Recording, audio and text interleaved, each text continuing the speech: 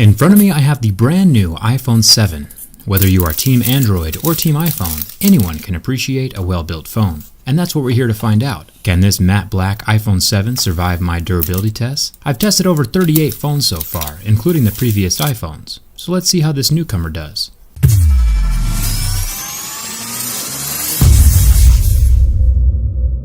Let's start with the scratch test. I have a set of mineral picks that tell me where the hardness of the glass falls on Mohs scale of hardness. Sapphire glass would be around an 8 or a 9 on Mohs scale, or plastic screens like the Galaxy S7 Active would scratch at a level 3. Normally, the average smartphone will start scratching at a level 6, and this appears to be the case with this new iPhone 7. It is on par with the typical smartphone screen hardness. Coins and keys won't scratch it, but you should keep it protected anyway. There are still plenty of abrasive materials in the environment, hiding in the pockets of your jeans or purse that can cause scratches to the screen of your phone. Let's jump down to the home button, or better said, the home touchpad now, since it doesn't click anymore. There have been rumors that the home button and the camera lens are made of sapphire, which would make them extremely scratch resistant, nearing the point of diamonds, which would be nice. Some smartphones, like the Galaxy phones, use a plastic home button that can scratch easily. But so far, this touchpad can resist the scratching from my razor blade. But is it sapphire, or is it just normal glass? The easiest way to find out is using the hardness picks. Like I mentioned before, glass will scratch at a 5 or 6, but sapphire should be around an 8 or a 9. And since this button has a deep scratch with a level 6 pick, we know for sure that it's regular glass and not sapphire. The earpiece is made of metal and very solidly stuck in place. It won't be sliding around or falling out like the old iPhone 4s did. Now with the back aluminum, I will be scratching a jet black version very soon, but so far this matte black version holds up extremely well to my keys. You can hardly tell that it's been scratched. Razor blades, on the other hand, will scratch the phone just fine.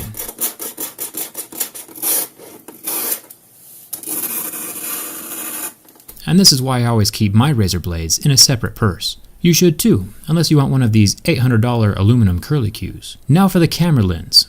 This glass piece is protecting the new 12 megapixel camera inside of the phone, and it is definitely scratch resistant, which is awesome. My razor blade does nothing to it. But is it sapphire? It still scratches deeply at a level 6, so it doesn't look like anything on this phone is sapphire. Sapphire does have its pros and cons, but I'll save that for another video.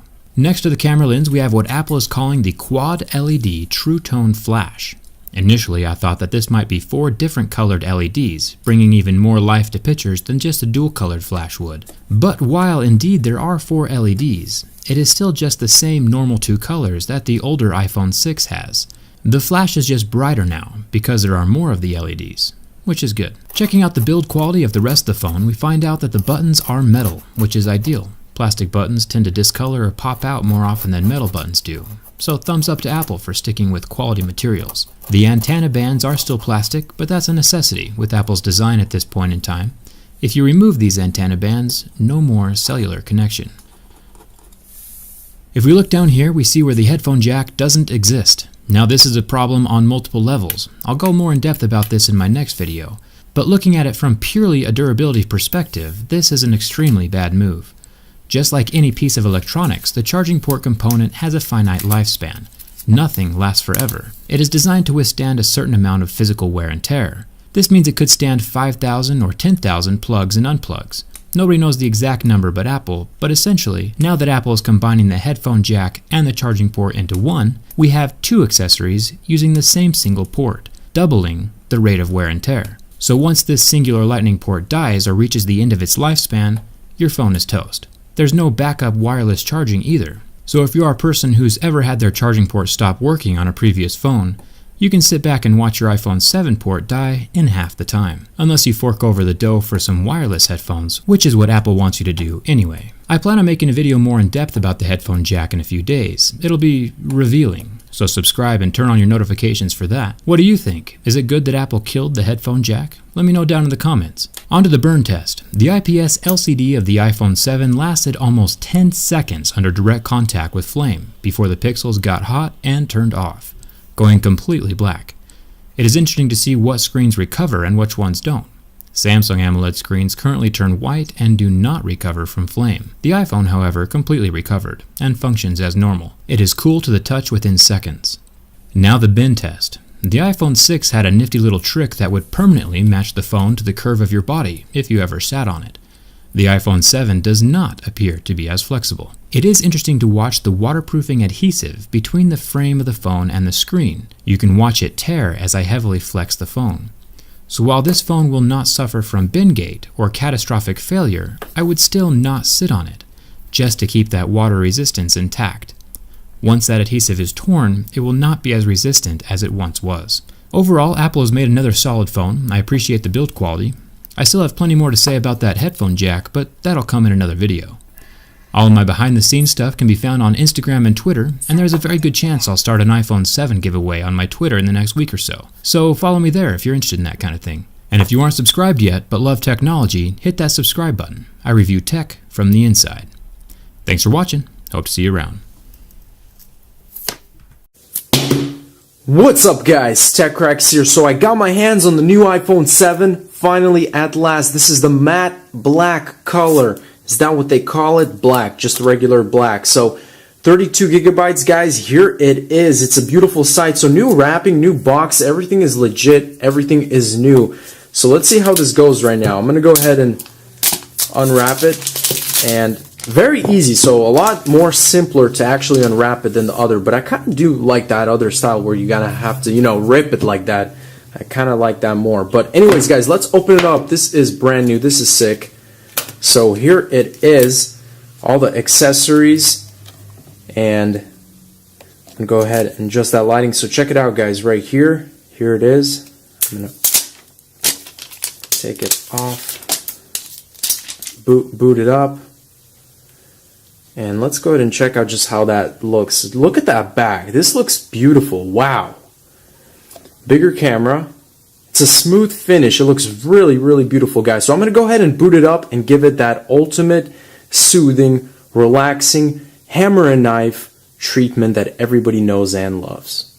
So first thing we're going to do, guys, is start with that knife. This is a very high quality knife right here, guys, with actually no tip, but we're gonna see what happens. So this is very simple. It's a black finish, so shouldn't do too much. I'm gonna go ahead and just stroke it a few times here, and I don't expect much, but really medium slices right now, medium slices. And I'm gonna show you guys a little bit here in depth. This is what medium slices do right here to the phone. So you're gonna see visible markings. Scratches are there forever, especially along that side where that impact is most susceptible.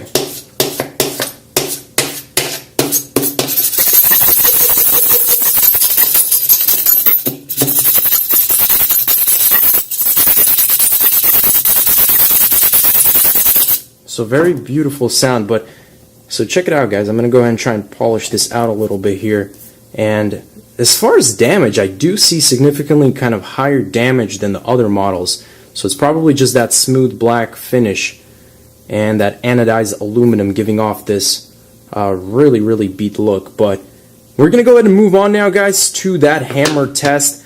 One thing to keep in mind is this time around I've got a 3-pound hammer. So it's a little heavier. Before it used to be 2.5 pounds, so it may or may not cause different things to happen, but we're just going to go ahead and find out. So let's go ahead and do this. I'm just going to first slightly, as usual, just drop it from a couple of inches. And I'm very curious to really find out this durability of the screen this time around. So nothing, and now a little higher. That was very high, so still no damage. So now I'm going to go ahead and drop this from about 10 inches high, so this is a pretty good height. So let's do this in 3, 2, 1. Check it out, nothing. So not a single crack, not a single scratch. Okay guys, let's go right into it, the real good thing now. So I'm going to go ahead and get myself situated right here.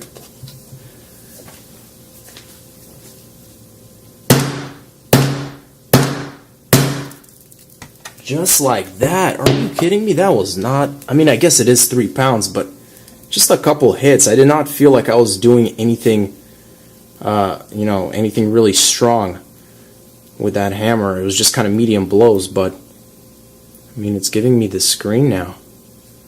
It's all glitched and cracked. I mean, it turns on. Is that a good sign? It's got this black spot over here.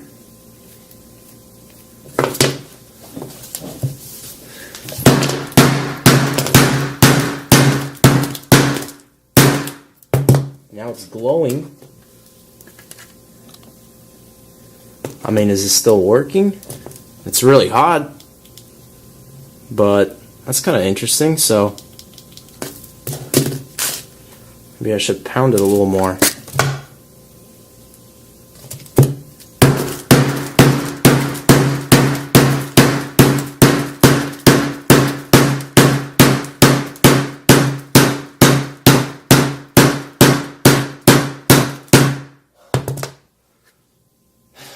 That is the feeling I like to feel, guys. That is the sight I like to see. That is so beautiful. I cannot wait to put it on my dinner plate, guys. Check it out. Wow. Look at that size, the shape. Woo.